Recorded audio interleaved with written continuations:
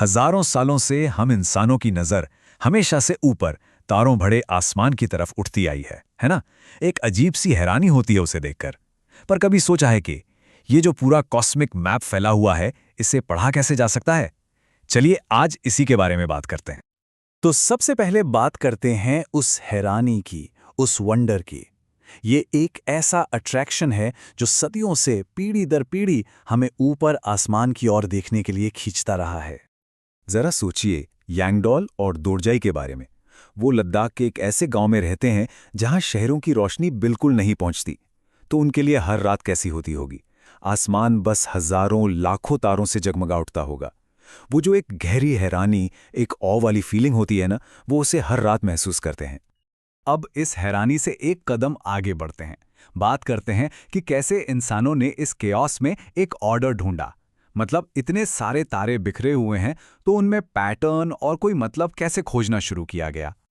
एक सवाल मन में आता है ना, कि जब हमारे पुरखों ने पहली बार इन अनगिनत तारों को देखा होगा, तो उन्होंने इसका क्या मतलब समझा होगा? कैसे इसे सेंस किया होगा? इसका जवाब ना बहुत सीधा साधा है। उन्होंने बस डॉट्स को जोड़ा, कनेक्ट द डॉट्स किया। पुराने जमाने के लोगों ने तारों के बीच में इमेजिनरी लाइंस खींचनी शुरू कर दी और ऐसे पैटर्न्स बनाए जो उन्हें किसी जानवर या किसी चीज या फिर उनकी अपनी कहानियों के किरदारों जैसे लगे। और बस इन्हीं पैटर्न्स को हम आज तारामंडल या कॉन्स्टेलेशंस कहते हैं। दिलचस्प बात यह है कि जो चीज बस तारों के एक पैटर्न के तौर पे शुरू हुई थी, आज वो ऑफिशियली पूरे आसमान को कवर करने वाले 88 हिस्सों में से एक है। तो अब आते हैं इसके प्रैक्टिकल यूज पर। ये जो पैटर्न्स थे, ये सिर्फ कहानियां सुनाने के लिए नहीं थे।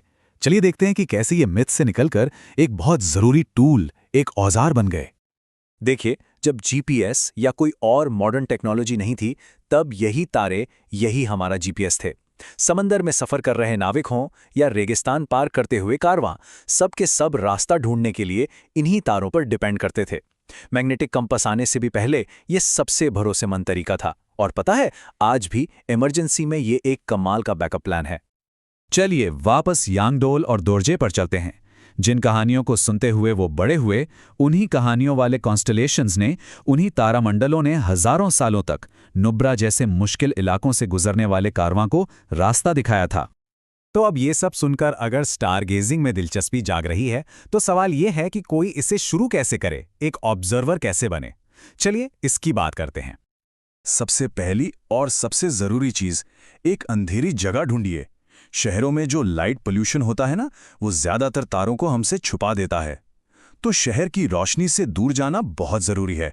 और हाँ, वहां पहुंचकर अपनी आंखों को अंधेरे का आदी होने के लिए कम से कम 30 मिनट का वक्त जरूर दें। अगर शुरुआत करनी है तो ध्रुव तारे यानी पोल स्टार को खोजने से बेहतर कुछ नहीं। और ये बहुत आसान है सच में। सबसे पहले आसमान में सप्तऋषि तारामंडल को ढूंढिए। इसे बिग डिपर भी कहते हैं। मिल गया? अच्छा, अब उसके कप के आखिर में जो दो तारे हैं उन्हें देखिए। अब बस एक सीधी लाइन इमेजिन कीजिए जो इन दोनों तारों से होकर गुजर रही है और आगे जा रही है। बस उसी लाइन पर उन दो तारों के बीच की दूरी का करीब 5 गुना आगे बढ़ेंगे ना, तो आपको ध्रुव तारा दिख जाएगा। हाँ, तो ये जो दो तारे हैं ना, इन्हें पॉइंटर्स भी कहा जाता है, क्योंकि ये हमेशा ही ध्रुव तारे की तरफ पॉइंट करते हैं। ठीक है, अब बात करते हैं रात के आसमान के सबसे चमकीले तारे, सिरिस की। इसे ढूंढने के लिए पहले ओरायन तारामंडल को खोजना होगा।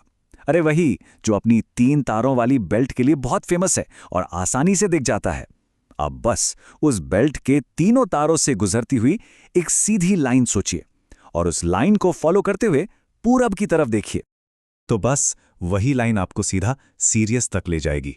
सच में रात के आसमान का सबसे चमकीला हीरा लगता है ये। चलिए अब इस सफर के आखिरी पड़ाव पर चलते हैं। अब दूर के तारों से नजर हटाकर बात करते हैं हमारे सबसे करीबी तारे की। हाँ, हमारा सूरज भी तो एक तारा ही है। तो फिर सवाल ये उठता है कि वो इतना बड़ा, इतना चमकीला गोला क्यों दिखता है, जबकि बाकी सारे तारे बस रोशनी की छोटी छोटी बिंदियों जैसे लगते हैं?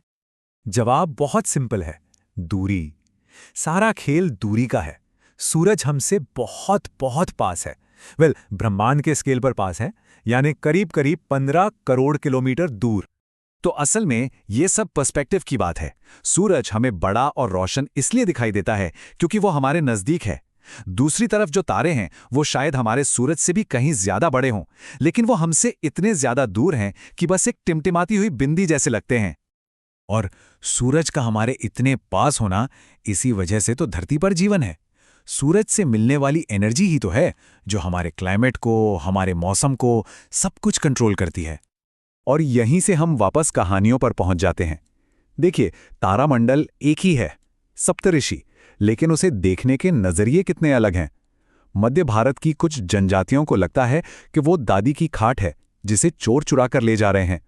वहीं कोंकण के मछुआरे जब उन्हीं तारों को देखते हैं तो उन्हें एक नाव नजर आती है जो आसमान के समंदर में तैर रही है।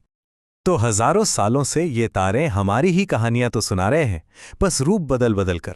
अगली बार जब आसमान साफ हो तो ऊपर जरूर देखिएगा और सोचिएगा कि आपको उन तारों में कौन सी कहानी दिखती है।